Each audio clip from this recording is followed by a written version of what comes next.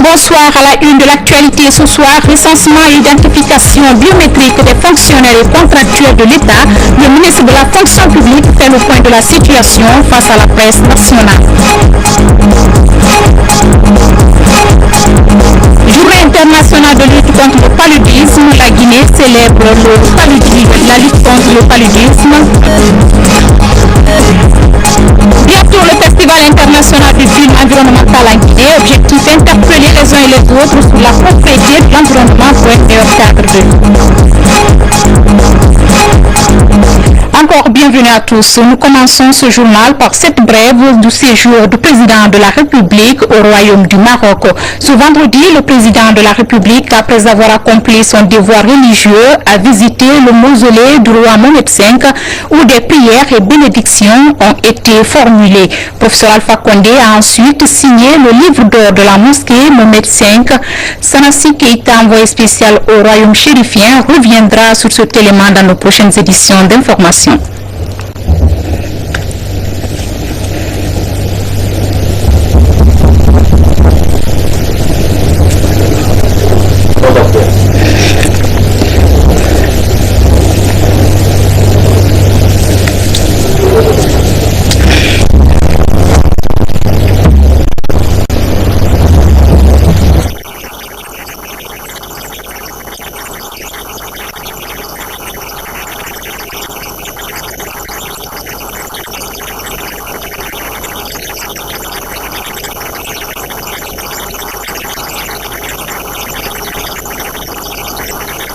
Le président de la République qui signe le livre d'or à la mosquée Mohamed V du Maroc.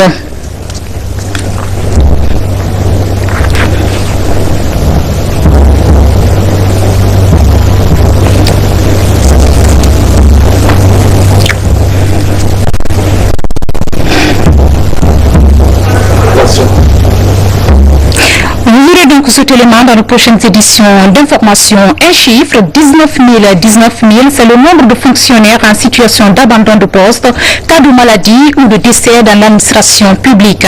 Des précisions qui ont été apportées par le ministre de la fonction publique au cours d'un point de presse et qui se situent dans l'opération de recensement et d'identification biométrique engagée par les autorités guinéennes. Plus d'informations avec Baba Kouyati. L'amélioration de la gouvernance administrative est une priorité des autorités de la Troisième République. Pour répondre à ces préoccupations, le gouvernement et ses partenaires ont lancé l'identification biométrique des fonctionnaires et contractuels permanents de l'État. 105 000 fonctionnaires sont concernés par cette opération. Depuis le début du recensement, les résultats révèlent que seulement 86 201 fonctionnaires sont réels sur le fichier solde, soit un écart de 19 000 fonctionnaires. Par rapport à cet écart, il y a un effectif de 919 cas d'anomalie, soit en abandon de poste, soit décédés. Donc les 19 555 agents en écart comprennent effectivement les cas d'abandon de poste et les décédés. Donc si on enlève les décédés et les cas d'abandon de poste de cet écart-là, nous avons 18 636 agents à rechercher. Alors, il s'agirait certainement des fonctionnaires qui seraient en congé de formation à l'étranger, qui ne sont pas là, des fonctionnaires malades. Pour les partenaires techniques et financiers, la Guinée aspire à être un pays émergent. Pour ce faire, elle doit moderniser son administration. Il s'agit d'un projet d'un montant total de 10 millions de dollars. C'est un don. Donc une des composantes de ce projet finance, entre autres, la modernisation de l'administration, la modernisation du système de passation de marché et la modernisation de la gestion des finances publiques. Donc c'est dans le cadre de la première composante, modernisation de l'administration, que cette biométrie a été financée. Lors de cette conférence de presse, le système de pointage électronique envisagé par la fonction publique a fait l'objet de débats. Un système qui permet de bien gérer les courriers administratifs et contrôler en temps réel l'arrivée et le départ des fonctionnaires et contracteurs permanents de l'État. On en vient maintenant à cette rencontre des membres du projet Droit de propriété et développement du diamant artisanal 2 avec des responsables du secteur minier. Une rencontre axée sur la présentation du plan de travail du projet. Ces acteurs du monde du diamant comptent non seulement augmenter le volume de diamants entrant dans la chaîne, mais également appuyer les efforts du gouvernement dans l'assainissement du secteur. Le projet Droit de propriété et développement du diamant artisanal 2 appuie l'administration minière guinéenne. Il rencontre les acteurs évoluant dans le secteur du diamant pour présenter son plan de travail en vue de sa validation. Le projet a pour objectif, premièrement, d'appuyer le gouvernement guinéen pour accroître le volume de diamants qui entre dans la chaîne légale. Deuxièmement, appuyer le développement socio-économique des communautés rurales. Pour cette première étape, c'est la préfecture de Fourcaria qui est prise comme zone pilote. L'initiative est appréciée. Ce genre d'atelier est salutaire pour notre pays. Ça va nous aider à mettre un cadastre évolutif qui mettra notre pays à l'abri de l'exploitation sauvage de notre terre. À travers son plan de travail, le projet PDDA2 s'engage à définir les axes prioritaires qui vont permettre dans le futur de répondre aux défis du secteur minier artisanal du diamant guinéen. Paix et religion, le grand imam de la mosquée Faisal a rencontré les femmes du centre Citoyenneté et Paix. Objectif, faire un plaidoyer pour l'implication des femmes dans le processus de réconciliation nationale en Guinée. Une initiative appuyée par l'ambassade des États-Unis d'Amérique en Guinée. Reportage signé Mahmoud Bari. Pour impulser le processus de réconciliation nationale engagé par le président de la République et amener les Guinéennes à jouer leur partition, que le grand imam de Guinée a rencontré les femmes du centre Paix et Citoyenneté. L'implication des femmes dans le processus de réconciliation participe du constat que les femmes représentent plus de la moitié de la population guinéenne, mais surtout sont souvent très écoutées dans les ménages, sans compter le rôle combien important qu'elles jouent dans l'éducation et la sensibilisation. Rien ne marche dans la guerre, dans la violence. Si ça marche, c'est dans la quiétude sociale, c'est dans la paix. Donc tout Guinéen doit être leader, opinion nationale, dans la politique, dans toutes vos activités. Il faut se mettre leader, opinion ethnique, ou bien leader, opinion régionale, ou bien leader, opinion parti politique. Tu peux gérer ton parti politique, mais vous nationalisez. Cette rencontre a permis de rappeler le rôle que les femmes de Guinée peuvent jouer dans le processus de réconciliation nationale en Guinée et la consolidation de la paix. Que nous, femmes guinéennes, nous avons notre place dans cette réconciliation. Nous voulons être impliqués dans la réconciliation de la Guinée parce que cette réconciliation vraiment nous intéresse à plus d'un titre en tant que mère, épouse, sœur. Nous savons que c'est un processus très long qui a besoin de toutes les couches et beaucoup d'éléments pour que ce soit une réconciliation, on ne dit pas parfaite, mais abordable. Le Centre Femmes Citoyenneté et Paix multiplie les approches pour amener les uns et les autres à privilégier le dialogue et promouvoir les actions de paix. Dossier santé à présent, lutte contre la fièvre à virus Ebola, plus de 10 000 paires de gants et autres matériels de protection individuelle sont octroyés aux agents de la santé des hôpitaux de la capitale. Une action de la coalition des femmes leaders de Guinée qui a également offert un chèque de 25 millions de francs guinéens à la commission interministérielle de riposte à Ebola. Sur deux Keïra, compte rendu. Plus de 10 000 paires de gants, des blouses, des kits de chirurgie et autres matériels de protection. C'est une action citoyenne de la coalition des femmes leaders de Guinée en collaboration avec l'association guinéenne des femmes de Washington. Elle s'inscrit dans le renforcement du plan opérationnel de riposte contre la fièvre hémorragique virale Ebola. Nous avons pensé au personnel médical qui a été beaucoup sinistré depuis la déclaration de l'épidémie Ebola en Guinée par des contaminations involontaires et pour manifester notre solidarité à leur endroit et en collaboration avec nos sœurs de l'association des Guinéens de Maryland, nous allons distribuer des gants de protection, des blouses au niveau des grands CHU de Conakry et les hôpitaux qui se trouvent dans l'épicentre de l'épidémie à fièvre Ebola. Cette action vient donc améliorer le dispositif national d'interruption de la chaîne de contamination du virus Ebola. Elle rassure aussi les agents de santé dans leur noble mais délicate mission de prise en charge des patients. Une action salvatrice, une action citoyenne.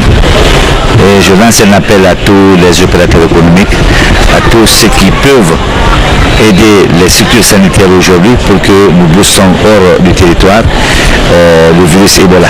Nous donnons surtout les gants et ça nous permettra d'éviter, surtout nous qui manipulons les produits biologiques, d'éviter beaucoup d'être en contact avec le virus de Ebola.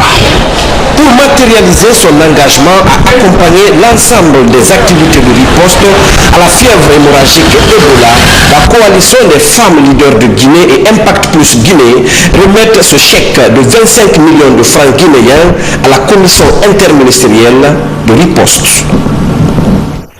Dans le même combat, l'armée à son tour vient de mettre à la disposition à la commission logistique de lutte contre la fièvre Ebola 4 camions en vue d'assurer le transport des matériels et équipements sanitaires dans les zones touchées. Sergent Lamine Sanakamara de la presse militaire. Voici des matériels et équipements sanitaires mobilisés par l'État guinéen, des partenaires, des ONG et autres donateurs dans le cadre de la lutte contre la fièvre hémorragique Ebola. Pour assurer leur acheminement, l'armée met 4 camions à la disposition de la commission logistique de lutte contre cette épidémie. Ces 4 camions sont mis à la disposition du ministère de la Santé sur l'instruction du chef d'état-major général des armées pour pouvoir acheminer les produits pharmaceutiques contre l'Ebola dans les zones épidémiques. Grâce à l'action concertée des uns et des autres, nous connaissons une baisse sensible du nombre de cas journaliers. Et je vous informe que le 23 avril, le pays n'a enregistré aucun nouveau cas et que nous avons maintenant pour Conakry et Guéguédé, on a 11 personnes hospitalisées pour Ebola. Depuis la déclaration de cette maladie sur le territoire guinéen, le service de santé des armées, à l'image des autres structures sanitaires du pays, participe activement pour freiner la chaîne de contamination de cette épidémie, notamment l'installation des bassines contenant des solutions de chlore dans les différentes unités. Quand ce comité de crise décide que l'armée doit contribuer dans tel domaine, nous devons nous mettre entièrement à la disposition de cette commission parce que c'est un problème national, un problème de santé publique. C'est ici, à la pharmacie centrale de Guinée, que ces 4 camions militaires remplis d'équipements et matériel sanitaire ont pris le départ pour les préfectures de Guékédou, Kissidougou, Massanta et Dabola. À propos toujours de santé, la journée internationale de lutte contre le paludisme a été célébrée ce 25 avril sous le thème « Investir dans l'avenir, vaincre le paludisme ». En Guinée, même si l'actualité reste dominée par l'épidémie de la fièvre Ebola, les autorités prêtent tout de même une attention particulière à cette journée, car le paludisme reste de loin la première cause d'hospitalisation et de décès dans le pays, avec un taux de prévalence nationale de 44%. Sur deux Keira, Mohamed Mpati Kamara. L'humanité célèbre ce 25 avril la journée internationale de lutte contre le paludisme. La Guinée n'est pas en reste malgré l'épidémie de la fièvre hémorragique à virus Ebola. Le pays est conscient du danger que représente la malaria dans les ménages avec un taux de prévalence nationale estimé à 44%. Le gouvernement guinéen a inscrit la lutte contre le paludisme parmi ses priorités nationales. Cette lutte est basée sur la prise en charge précoce des cas de paludisme par des médicaments efficaces après confirmation biologique et sur la promotion des mesures préventives comme l'utilisation des moustiquaires imprégnés d'insecticides. Le traitement préventif intermittent, la pulvérisation intra-domiciliaire, la gestion de l'environnement et la communication pour le changement de comportement. La politique nationale de lutte contre le paludisme répond aux directives de l'Organisation mondiale de la santé. Les efforts de riposte sont essentiellement orientés vers les couches vulnérables que sont les femmes enceintes et les enfants de moins de 5 ans. En 2013, plus de 5 millions de moustiquaires imprégnés ont été distribués gratuitement à la population pour couvrir toutes les couchettes du pays.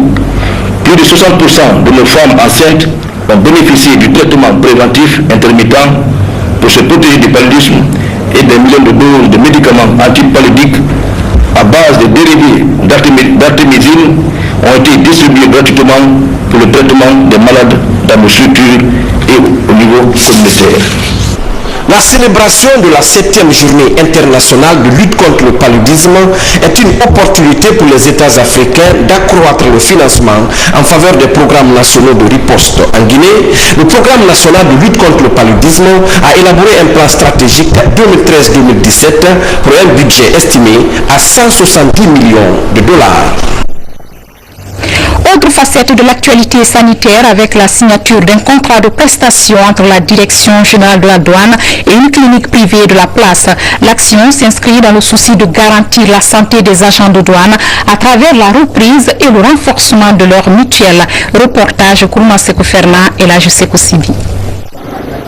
C'est pour renforcer les capacités en matière de santé que ce contrat de prestation est signé entre la mutuelle, la douane et la clinique internationale Bel Air.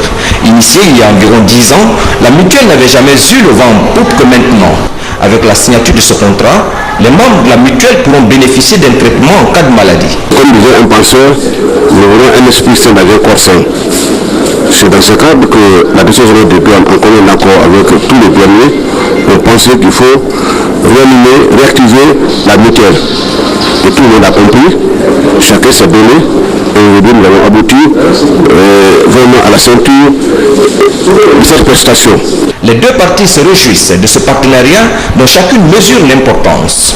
La mutuelle de douane guinéenne regroupe tous les douaniers en activité et ceux à la retraite. Chacun d'eux a une famille, à moins chaque douanier doit avoir au moins 9 familles. Il y en a qui ont plus de 9, il y en a qui ont moins de 9, mais à moins chacun a 9 familles. Et la mutuelle de douane s'engage à leur assurer une bonne santé et vraiment les surveiller dans leur activité pour qu'ils puissent être de vrais soldats de l'économie. Nous allons assurer la santé de tous les adhérents de la mutuelle. La mutuelle est une structure qui naît, nous allons l'aider à grandir. Parce qu'avec l'expérience que nous avons, nous pouvons vraiment soutenir cette mutuelle. Aujourd'hui, les douaniers trouvent leur intérêt dans le fonctionnement de la mutuelle. Ils en font un outil de préservation de leur santé et celle de leur famille. Et puis les actions se multiplient au niveau du gouvernorat de la ville de Conakry. Sourba Sourel Kamara a rencontré le représentant de l'UNICEF en Guinée. Les entretiens ont porté sur l'hygiène, l'assainissement et la consolidation de la paix en Guinée. Par ailleurs, le gouverneur a procédé à la remise des tonnes de riz aux jeunes de la commune de Matoto. Moussa Bangora, Ousmane Kamara. L'UNICEF promet de soutenir le gouverneur de Conakry dans son programme d'assainissement. Le représentant de cette institution a rencontré le président du conseil de ville. Les entretiens ont porté sur l'hygiène, l'assainissement, la scolarisation de la jeune fille, la formation des jeunes dans la consolidation de la paix, la santé, mais aussi présenter leur PTA, plan de travail annuel 2014-2015. J'ai été émerveillé par son engagement pour l'assainissement, un domaine dans lequel l'UNICEF intervient beaucoup, non seulement dans le domaine de l'assainissement pur, de l'hygiène, mais aussi dans le domaine de l'accès à l'eau potable. Et aujourd'hui, on sait que c'est extrêmement important de mettre l'accent sur l'assainissement, notamment tout ce qui concerne le lavage aux mains avec le savon, quand on sait qu'on est en train de faire face à une crise sans précédent, cette crise d'Ebola, et que le lavage des mains au savon fait partie des stratégies les plus importantes pour justement rompre la chaîne de transmission de ce virus. Donc voilà quelques aspects en plus de l'éducation. Il a aussi mis beaucoup d'accent sur l'éducation, notamment l'éducation des filles. Dans le même registre, 7 tonnes de riz ont été remis aux jeunes de Yimbaya et de Bessia Cité École dans la commune de Matoto. Ces jeunes ont ramassé 3500 pneus usés dans leur localité. Il n'y a pas de secret, c'est juste la mobilisation et la volonté. Donc tu dis que je dois me battre pour rendre mon quartier propre. Donc vous levez un beau matin, tout le monde, vous sortez, vous cherchez les pneus d'abord dans votre quartier. Dès que vous avez assaini votre quartier, vous sortez dans les quartiers environnants. Les gens sont aptes pour que la ville soit propre. Donc il n'y a pas de secret, c'est juste la mobilisation et la volonté. Aussi le patriotisme et le civisme, je dirais.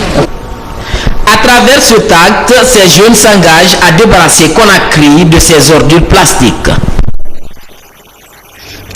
L'Union nationale des travailleurs de Guinée, UNTG, et le syndicat indépendant des forces ouvrières de Guinée s'accordent pour redynamiser le transport routier guinéen. Hier, les deux sections syndicales ont procédé à la signature d'une convention nationale interprofessionnelle. Komara Moussa pour les détails. La famille de l'Union nationale des transporteurs routiers de Guinée, UNTRG, s'agrandit. Elle vient de signer une convention avec le syndicat indépendant des forces ouvrières de Guinée, SIFOG. Cette signature de convention témoigne de l'engagement des deux parties à résoudre les problèmes du trafic routier guinéen. Cette convention est une chose logique d'abord entre un patronat et les travailleurs. C'est ce que la loi dit. On a signé une convention collective de travail. C'est ce que nous avons signé avec le syndicat de SIFOG. Et nous savons que c'est une chose assez normale et une chose très bonne pour nous. Désormais, on a un partenaire en face de nous, qui est le patronat. Nous allons nous compléter, chacun dans son rôle, et nous allons développer le transport en République de Guinée. En faisant en sorte que nous jouons le rôle de travailleurs et l'Union joue le rôle de patronat. Auparavant, l'Union nationale des transporteurs routiers de Guinée avait signé des conventions avec d'autres structures d'obédience syndicale, notamment l'USTG et l'UZTG. C'est là pour défendre le droit des travailleurs qui se disent victimes de tracasseries des forces de sécurité le long des routes. À travers donc cette nouvelle convention, l'espoir renaît chez les ouvriers. La signature de cette convention nous satisfait à plus de titres. Ce que vous constatez, tout le monde se trouve un peu reconforté. Les difficultés qu'on avait avant, cette convention-là viendra pour corriger tout ça là et baliser une bonne fois les difficultés provisoires. Aujourd'hui, l'ambition de ces deux alliances est de faire respecter la loi dans le paysage syndical et soigner son image. Parlant du transport, le ministre des Transports a l'honneur de porter à la connaissance de tous les importateurs et revendeurs de véhicules d'occasion qu'une équipe de la Direction nationale des transports terrestres se rendra dans les 5 communes de la capitale en vue d'un recensement exhaustif de tous les propriétaires de parcs et des espaces qu'ils occupent. Les autorités locales, les importateurs et revendeurs de véhicules d'occasion sont priés de bien vouloir prendre toutes les dispositions utiles en vue de l'accomplissement correct de cette opération. Conakry, 25 avril 2014. Le ministre du Commerce informe l'ensemble des opérateurs économiques nationaux et étrangers de la commune de Kaloum que les élections de la Chambre de commerce, de l'industrie et de l'artisanat, précédemment fixées le dimanche 27 avril 2014, sont reportées à une date ultérieure. Conakry, 25 avril 2014, Marc Yomboulou. Actualité guinéenne à l'étranger, aux assemblées annuelles des institutions de Bretton Woods, la mission gouvernementale a eu des rencontres fructueuses avec la Chambre de commerce américaine, la Banque Import-Export et le Millennium Challenge. Le tout couronné par un déjeuner de travail au Centre américain des affaires pour l'Afrique. Boubacar Ba, envoyé spécial au pays de l'Oncle Sam. Au siège de la Banque américaine d'import-export, les entretiens ont porté sur les possibilités de coopération entre les privés guinéens et américains dans le cadre d'un partenariat gagnant-gagnant. D'entre les jeux, Mohamed Diaré et Loussé Nabé des finances et de la Banque centrale ont donné de larges informations sur la situation politique et économique de la Guinée et indiqué les facilités offertes aux investisseurs étrangers dans le pays en termes d'incitation fiscale. La directrice et vice-présidente de l'export et des finances a dit sa détermination à examiner de manière significative les besoins de financement de la Guinée dans le cadre des échanges entre les privés guinéens et américains. La vice-présidente est également disposée à s'investir dans les secteurs des mines et de l'énergie. Les entretiens se poursuivront à la visite prochaine des chefs d'État africains invités par le président Obama août prochain. Au siège de la Chambre de commerce des États-Unis, le Centre d'affaires international d'entente a offert un déjeuner de travail, une rencontre qui a connu la participation de plusieurs sociétés américaines et la diaspora guinéenne. Au terme des débats riches et enrichissants, le président de la Chambre Chambre de commerce américaine a émis le souhait qu'une journée sur la Guinée soit organisée aux États-Unis pour mieux faire connaître la Guinée au privé américain qui pourrait trouver des opportunités innovantes d'affaires. On a parlé de tous les secteurs de développement minier, du secteur minier forcément, mais aussi du secteur de l'énergie, de l'agriculture et le besoin de transparence et de crédibilité pour que le marché se développe et que les secteurs privés soient intéressés à un investissement en Guinée. Coopération guinéo-marocaine à travers la signature d'une convention de collaboration tripartite entre les institutions universitaires Titi Camara de Conakry, Roi Mohamed VI de Kamsar et l'Institut des mines de Marrakech de Maroc. Avec ce partenariat, les étudiants et le personnel enseignant de ces institutions guinéennes pourront être accueillis au Maroc pour la qualification de leur formation. La signature de la convention s'est déroulée au royaume chérifien Saint-Martin Fanceladou. Le secteur éducatif guinéen tire profit de la récente visite royale à Conakry. À travers l'ambassade du Maroc en Guinée, les institutions universitaires et techniques Titi Camara et Roi Mohamed VI de Kamsar bénéficient des conventions de coopération avec quelques écoles du Maroc. La toute première décrochée est celle signée avec l'Institut des mines de Marrakech.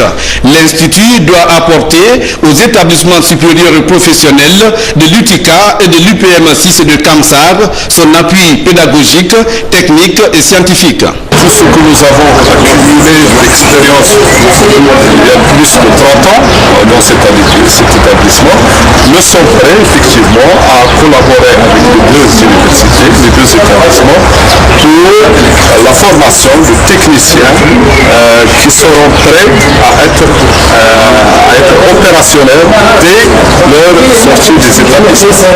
Tout ce qu'il faut comme connaissance technique, tout ce qu'il faut comme savoir-faire, tout ce qu'il faut comme savoir-être, effectivement, on va essayer, on donner effectivement ce que nous savons de tout ça.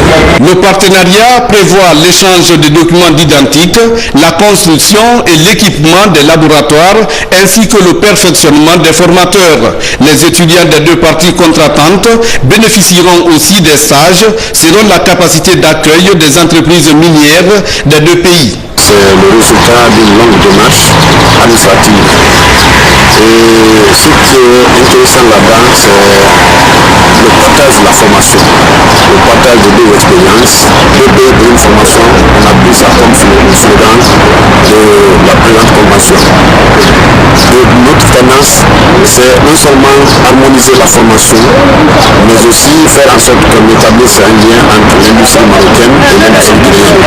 Après Marrakech, la délégation guinéenne s'est rendue à Rabat. Ici, un partenariat devra être établi avec l'école des mines de la ville. Malheureusement, avec le décès d'un membre de la mission, la signature n'a pas eu lieu. Les échanges sur les programmes ont tout de même eu lieu. Les responsables de l'école des mines de Marrakech ont exprimé leur volonté d'aider l'encadrement de l'UTICA et l'UPM6 de Kamsar à harmoniser les programmes d'enseignement. Une convention sera signée dans les jours à venir. À Conakry, la 6e édition des 72 heures du livre s'intéresse aussi aux différentes universités de la capitale. Après d'autres institutions privées et publiques, c'est au tour de l'établissement Mahatma Gandhi de recevoir la fête internationale du livre. Écrivains, éditeurs, étudiants et corps professoral ont échangé sur l'œuvre du journaliste et écrivain Jean-Céleste Eyangué intitulée « Afrique, que fais-tu de ta jeunesse ?» Les grandes lignes de la rencontre avec Safiet Kondi. La 6e édition des 72 heures du livre s'est aussi échangée avec les établissements universitaires. Après d'autres universités du Conakry, c'est l'Institut Mahatma Gandhi qui reçoit la fête internationale du livre. Les étudiants sont motivés, donc ils sont en train de tirer le plaisir à écouter non seulement les éditeurs, mais aussi les écrivains. C'est un combat qu'il faut encourager les jeunes et les amener à le lire. Le livre même, c'est un support de connaissances, un support d'inspiration, c'est un support de partage d'expérience. Or, tous ceux qui sont dans la salle sont des Guinéens et des Guinéennes qui se préparent pour la relève du pays.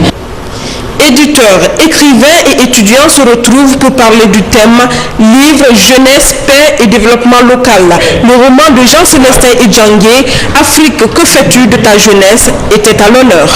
Cette jeunesse a besoin d'avoir tous ces instruments de connaissance pour sa formation personnelle, mais aussi pour ses projets par rapport à l'avenir, pour contribuer de manière efficace et déterminante à la construction non seulement de son être propre, mais de son environnement, de son pays, de son continent. Les 72 heures du livre doivent être absolument cet événement qui va mobiliser l'ensemble des gens. Ça ne concerne pas seulement les universitaires, ça concerne vraiment l'instituteur, ça concerne les parents.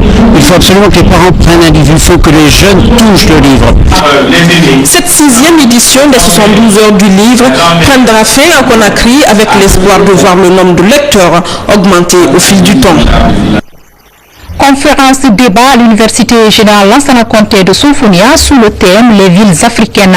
Il a été surtout question pour le conférencier de ressortir le visage qu'affichent les villes africaines, mais aussi d'expliquer l'impact de l'exode rural sur le développement des pays africains. Parcours et vie du conférencier Dr Fodé Donzo dans ce reportage de Saliouba. Dr Fodé Donjo, spécialiste de l'aménagement du territoire et de l'urbanisation. Il est venu partager avec les étudiants de Somphonia les résultats de sa recherche sur les villes africaines. Les villes actuelles, l'architecture, elle est typiquement le type occidental. Ici, la ville capitale. La ville étant un marché basé sur l'argent, il faut repenser ce marché. Depuis son jeune âge, Fodé Donjo a consacré son temps aux études et à la recherche. Pour lui, l'exode rural est un frein au développement des pays africains. Il faudrait absolument que nos villes, l'exode rural soit bloqué. Pour en tout cas faire en sorte que les villes qui viennent en masse dans les villes soient intéressées à la guerre. Aujourd'hui, Dr Fodé Donjo donne les cours de sociologie de la santé et la sociologie urbaine dans certaines universités de Conakry. Écrivain, il est l'auteur de plusieurs livres et manuscrits, dont Des villes et leurs problèmes sanitaires en Afrique occidentale. Coup de projecteur sur le cinéma guinéen. Pour la première fois, le pays va organiser le Festival international du film environnemental. L'événement est piloté par la structure Cinéma Mobile Production, soutenue par les ministères de l'Enseignement supérieur, de l'Environnement et l'Institut supérieur des arts de Guinée. Reportage signé Aïssatou Moudialou. International du film environnemental en Guinée se prépare. Des films guinéens, français et burkinabés seront projetés avec pour but sauver l'environnement menacé par le changement climatique. L'événement va débuter mardi prochain au cinéma Liliane et va durer 3 jours. L'objectif de ce festival, c'est de montrer que l'environnement en Guinée aussi est en train de se dégrader petit à petit. Même s'il y a par endroits des efforts qui sont en train d'être faits, mais nous allons beaucoup nous focaliser sur des aspects qui nous amènent à réfléchir, sur des aspects qui amènent les décideurs à réfléchir pour que la préservation de l'environnement ne soit pas qu'un simple mot ou une simple phrase, pour que ça soit vraiment une réalité que nous vivons. L'un des thèmes porte sur la ville africaine, insalubrité et quelques recherches de solutions. Aïssatou Bilisso va développer ce thème pour appeler à une prise de conscience. Le problème de salubrité, ce n'est pas l'affaire du gouverneur ou de quelqu'un, d'un ministre ou d'un individu X. C'est le problème de tous les citoyens. Si moi je prends un sachet d'eau, je finis de boire, je le jette dans la rue, eh bien, je contribue à salir ma ville. La bonne ménagère qui finit de faire sa cuisine et qui prend les déchets domestiques là pour les jeter dans les caniveaux est responsable en partie de l'insalubrité de la ville. Donc chacun de nous doit apporter sa petite pierre pour que Conakry soit vraiment une ville propre et qu'elle soit qu'elle soit une ville que tout un chacun va nous envier. Créée en 2012, la structure Cinéma Mobile Production œuvre pour la protection de l'environnement. Initiatrice de l'événement, son objectif est de promouvoir la lutte contre la dégradation de l'environnement.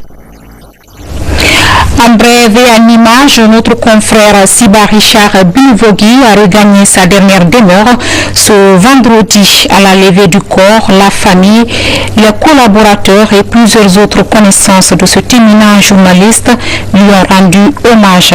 Pendant plusieurs années, Siba Richard était l'une des plus grandes voix du journal de 22 heures à la radio nationale. Il a ensuite été agent de communication à l'AGBF et au ministère de l'administration du territoire. Que l'âme de l'illustre disparu repose en paix. Amen.